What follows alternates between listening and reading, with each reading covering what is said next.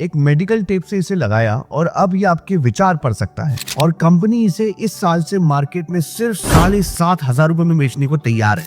ये है ओमी। इसे आप इस तरह से या इस तरह से अपने साथ में हमेशा रख सकते हैं और अब ये आपके दिमाग को पढ़ सकता है। सिर्फ सोचें और ओमी समझ जाएगा कि आप क्या करना चाहते हैं। इससे आप पैसे भी कमा सकते हैं। वीडियो को अंत तक देखें, बताता हूँ।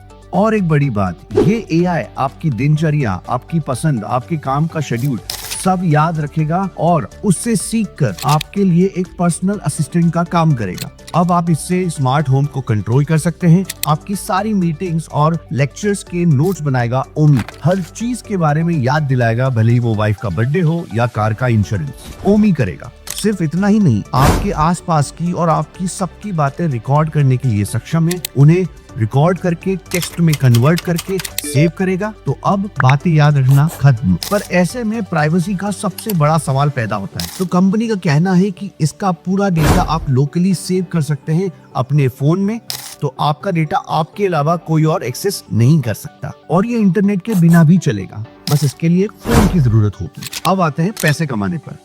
तो ओमी पूरा ओपन सोर्स प्लेटफॉर्म है। इसका मतलब कोई भी इसका यूज करके एक प्रोडक्ट या एप्लीकेशन बना सकता है और दुनिया भर में बेच सकता है। 250 से ऊपर लोगों ने तो इसके ऊपर एप्लीकेशन बनाकर बेचना भी शुरू कर दिया है।